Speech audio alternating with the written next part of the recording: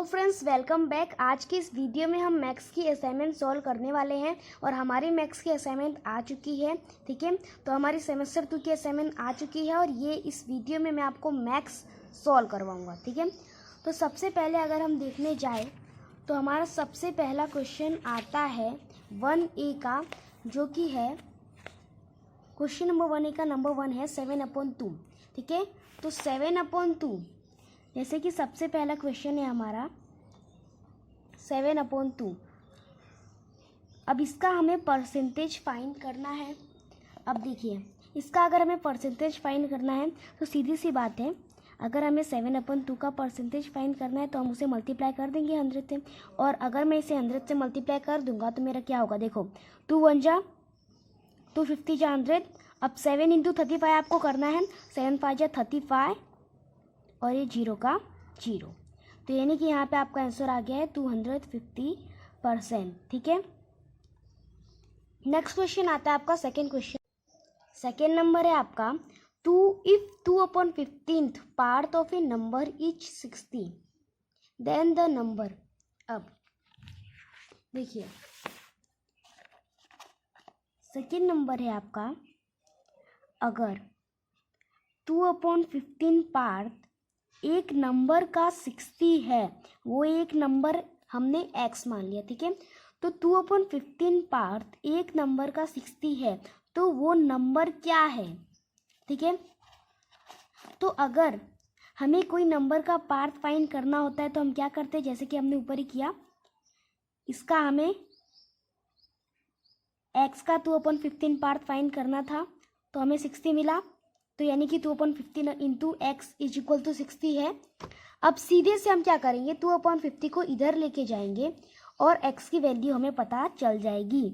अगर मैं 2 को इधर लेके जाऊंगा तो ये 2 क्या है, अभी 2 यानी कि अभी यहाँ पे ऊपर है, तो यहाँ जाएगा तो नीचे हो जाएगा।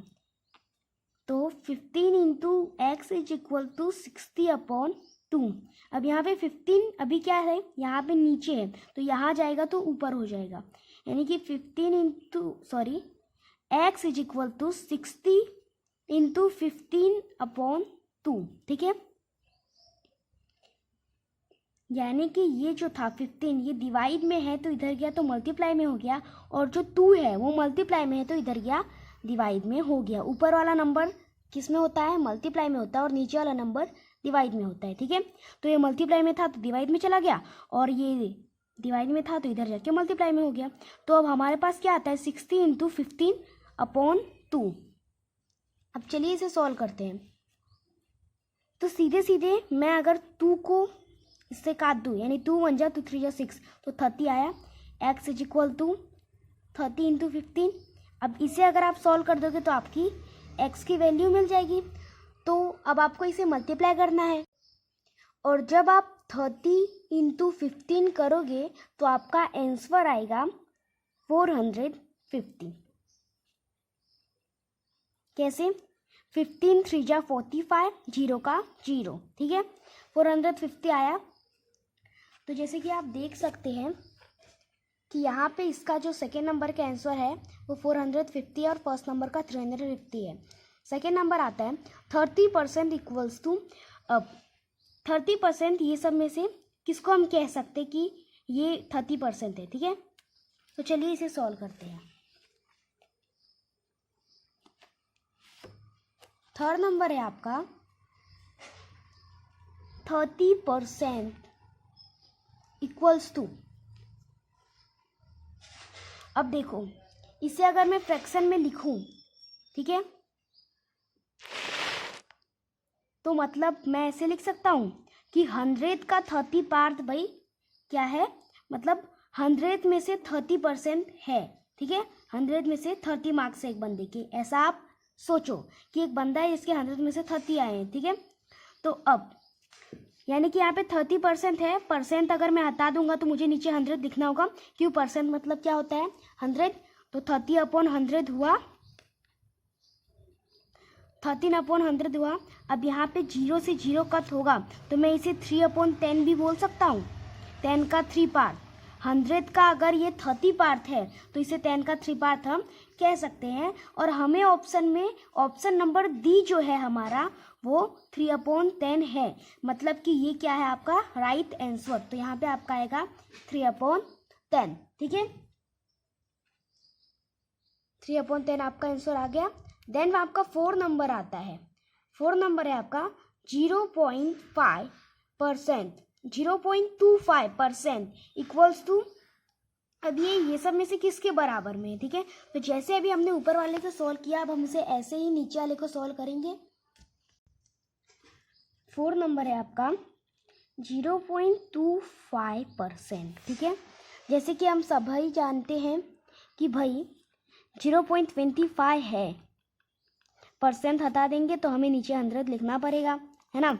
अब नीचे 100 लिख दिया तो यानी उसे 100 में से 0.25 मार्क्स या कुछ भी मिले हैं, ठीक है।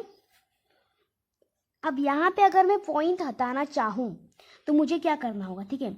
अब देखो, अगर मुझे इधर से पॉइंट हटाना है तो मुझे नीचे मल्टीप्लाई 100 करना होगा, ठीक है। ये रूल जैसे कि मैंने आपको टेक्स्ट बुक में सिखाया है, तो अगर आपने हमारा टेक्स्ट बुक का वीडियो नहीं देखा है तो सबसे पहले आप वो देख लीजिए कि जैसे कि अगर 0.25 है, अब यहाँ पे मैं इसे किससे मल्टीप्लाई करूँगा तो मुझे जो आंसर आएगा वो 25 आ जाएगा, यानी पॉइंट हट जाएगा। तो मैं अगर इसे 100 से मल्टीप्लाई करूँगा तो मेरा पॉइंट हट जाएगा, है ना, 25 आ जाएगा। तो मैंने इसे 100 से सीधे से मल्टीप्लाई किया हुआ लिख दिया है, ठीक है। दोनों का मतलब एक ही है, कोई फ़र्क नहीं है। तो अब यहाँ पे 25/100 इंटू 100 है, तो बस आपको सीधे से इसे सॉल्व कर देना है। 100 इंटू 100 करेंगे तो आपका आंसर आ जाएगा 25/1000। और 25 1 जा 25, अब देखो 25 4 जा 100 होता है, 25 4 जा 100 होता है, और ये 2 जीरो के 2 जीरो, मतलब आपके आंसर आ गया 100 और 1/400, ठीक है। अब सीधे से हम देख लेंगे कि हमारी बुक में क्या 1/400 ऑप्शन में है। तो जी हाँ, जैसे कि हम देख सकते हैं 1/400 ऑप्शन में है, ऑप्शन नंबर सी, ठीक है। आंसर है आपका 1/400। 5 नंबर है आपका x% ऑफ 2, ठीक है। 2 रुपये का x% कितना होगा, ठीक है। तो चलिए अब हम इसे सॉल्व करते हैं। 5 नंबर आपका है, यानी कि इसका मतलब ये हुआ कि x% ऑफ 2 रुपीज़, यही हमारा क्वेश्चन है। अब मुझे परसेंट बताना होगा तो मुझे नीचे 100 लिखना पड़ेगा, ठीक है। अब 2 रुपये का x/100%, ठीक है, 2 रुपये का x%, इसे हम ऐसा बोल रहे हैं, ठीक है, 2 रुपये का x%, 2 रुपये का x/100%, ठीक है। क्या होगा, यही तो हमसे पूछा है, क्या होगा। तो अब आप सीधे से देखिए, जो आपसे कटे वो आप काट दीजिए और जो आपका लास्ट में बचेगा वो आपका आंसर होगा, ठीक है। क्योंकि एक्स वाले सम का तो एक नंबर तो आ नहीं सकता, लेकिन जितना कटेगा उसको हम काट देंगे। 2 1 जा 2, 2 50 जा 100, यानी कि अब 1 आ गया। तो अब अगर आपको कोई यहाँ पे नंबर भी दिया होता, अगर इधर समझ लो 5 होगा x के बदले, ठीक है। अब अगर आप 5 को मल्टीप्लाई करोगे 1 से तो 5 1 जा 5 होगा, मतलब अगर मैं x को 1 से मल्टीप्लाई करूँगा तो x 1 जा x ही होगा, है ना। तो 1 का कोई मतलब रहा नहीं रहा, यानी कि आंसर क्या है हमारा x/50, ठीक है। तो यहाँ पे देख लेते हैं, x/50 जो है वो आपका ऑप्शन में है, ऑप्शन नंबर ए, ठीक है। नेक्स्ट 6 नंबर आता है। अब 6 नंबर है कि जो अनीसा है उसकी मंथली सैलरी जो है वो 5000 है। अगर वो उसमें से 1000 स्पेंड कर देती है, ठीक है, महीने में वो 1000 कहीं खर्चे में स्पेंड कर देती है, तो सी स्पेंड 10%, तो वो कितने परसेंट, मतलब वो अपने सैलरी का कितना परसेंट स्पेंड करती है, ठीक है। तो चलिए अब हम इसे भी सॉल्व करते हैं। अब देखो तो क्या करती है, 5000 में से 1000 स्पेंड करती है, मतलब कि जैसे कि अभी तक हम लोग पढ़ते थे कि 100 में से x स्पेंड करता है, ठीक है, x की बात होती है, ठीक है। ऊपर अगर 50 में से 100 की बात, 100 में से 50 की बात होती है, ठीक है। इधर 5000 में से 1000 की बात हो रही है, मतलब 5000 में से मुझे 1000 का क्या निकालना है, परसेंटेज निकालना है। तो मैं क्या करूँगा, सीधे से उससे मल्टीप्लाई कर दूंगा 100 से, जैसे कि हम पहले भी कर रहे थे। तो अगर मैं इसे मल्टीप्लाई कर दूंगा 100 से तो क्या होगा, 0 से 0 गया, 0 से 0 गया, 0 से 0 गया, 1 इंटू 100 मतलब 100/5 आया, 5 1 जा, अब इसे 5 2 जा 10, मतलब अब यहाँ पे 0 का 0। ठीक है, अगर आपको इसे डिवाइड करना हो तो आप इसे डिवाइड करके देख सकते हैं, आपका आंसर आएगा 20%। ठीक है, ये 6 नंबर जैसा ही क्वेश्चन आपका 1 नंबर में आया था, लेकिन वो थोड़ा इजी था और ये थोड़ा हार्ड है। ठीक है, नेक्स्ट आपका आता है, अब 7 नंबर आता है आपका, जिसमें है कि भाई सेलिंग प्राइस में से अगर हम माइनस कर दें किसको, तो हमें कॉस्ट प्राइस मिल जाएगा। ठीक है, सबसे पहले तो मैंने आपको हमारे टेक्स्ट बुक के वीडियो में बताया ही है कि सेलिंग प्राइस और कॉस्ट प्राइस होता क्या है। ठीक है, कॉस्ट प्राइस मतलब होता है जिसमें से हमने कोई भी चीज़ खरीदी हो। ठीक है, मैंने 2 रुपये में कोई चीज़ खरीदी और उसे 4 रुपये में बेच दिया तो मेरे को प्रॉफिट हुआ 2 रुपये का। ठीक है, तो यही पूछा जा रहा है कि अगर हमने इसे कोई भी चीज़ 2 रुपये में मतलब 2 रुपये में खरीदी और 4 रुपये में बेची, जो सेलिंग प्राइस होगा उसे हम बेची कहते हैं, जिसमें जितने में हम उसे बेचते हैं। तो मान लीजिए इसके बदले अगर मैं सेलिंग प्राइस के बदले, मान लीजिए जो हमारा सेलिंग प्राइस है जिसमें जितने में हमने बेचा वो 4 रुपीज़ है। ठीक है, और जितने में हमने खरीदा वो 2 रुपीज़ था। तो सेलिंग प्राइस में से अगर हम कॉस्ट प्राइस माइनस करेंगे तो हमें क्या मिलेगा, सीधे से। अब अगर देखो 4 में से 2 माइनस करूँगा तो मुझे 2 मिलेगा, है ना। तो मुझे क्या पता चला कि मुझे 2 रुपये का प्रॉफिट हुआ, है ना। तो अगर मैं सेलिंग प्राइस में से कॉस्ट प्राइस माइनस करूँगा तो मुझे क्या पता चलेगा, प्रॉफिट पता चलेगा। ठीक है, और अगर मैं कॉस्ट प्राइस में से सेलिंग प्राइस माइनस करूँगा तो मुझे क्या पता चलेगा, लॉस। ठीक है, ये फॉर्मूला होता है कि अगर आप सेलिंग प्राइस में से कॉस्ट प्राइस माइनस करोगे तो आपको प्रॉफिट मिल जाएगा, और अगर आप कॉस्ट प्राइस में से सेलिंग प्राइस माइनस करोगे तो आपको लॉस का पता चल जाएगा।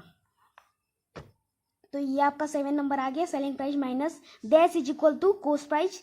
तो सेलिंग प्राइस में से आपको किसको माइनस कर दोगे तो आपको कॉस्ट प्राइस मिल जाएगा। तो सेलिंग प्राइस में से अगर आपको प्रॉफिट अगर आप माइनस कर दोगे, ठीक है, सेलिंग प्राइस में से आपको जितना 4 रुपये थे, अब उसमें से मेरे को 2 रुपये का प्रॉफिट हुआ था, तो मैं 2 रुपये की प्रॉफिट को माइनस कर दूंगा तो मुझे कॉस्ट प्राइस मिल जाएगा, है ना। तो यानी कि सेलिंग प्राइस जितने मैंने उसे बेचा, ठीक है, और जितने का मुझे प्रॉफिट हुआ, जितना प्रॉफिट हुआ और जितने बेचा, अगर मैं उसको माइनस करूंगा तो मुझे मिलेगा सीपी, मतलब कि selling price minus profit equals to cost price. ठीक है, अगर आपको ये समझ नहीं आया तो आप एक बार हमारे वीडियो को पीछे करके देख सकते हैं। नेक्स्ट आता है आपका 8 नंबर कि इफ कॉस्ट प्राइस, अगर जो कॉस्ट प्राइस है वो 550 है और जो सेलिंग प्राइस है वो 506 है, तो हमें लॉस हुआ है। वो तो इसने हमें बता दिया कि हमें लॉस हुआ है, लेकिन कितने % का लॉस हुआ है वो हमसे पूछ लिया है। ठीक है, तो चलिए अब हम इसे सॉल्व करते हैं।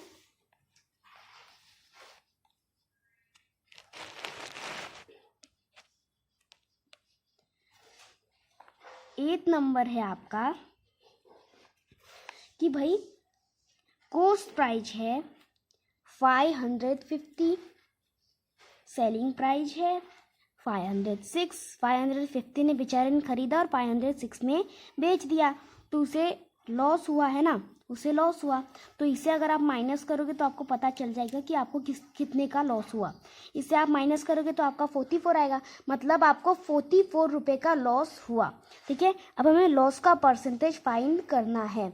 अगर मुझे लॉस का परसेंटेज फाइंड करना है तो इसका एक फॉर्मूला है, लॉस परसेंट इक्वल्स टू कि कितने रुपए का मुझे लॉस हुआ है वो ऊपर लिखूंगा मैं, और हमेशा मुझे क्या नीचे रखने का, कॉस्ट प्राइस। प्रॉफिट हो चाहे लॉस, नीचे क्या रहेगा, कॉस्ट प्राइस इंटू 100 करेंगे तो हमें मिल जाएगा। ठीक है, तो अब लॉस परसेंट हमें फाइंड करना है, तो 44 है हमारा। ठीक है, 44 है।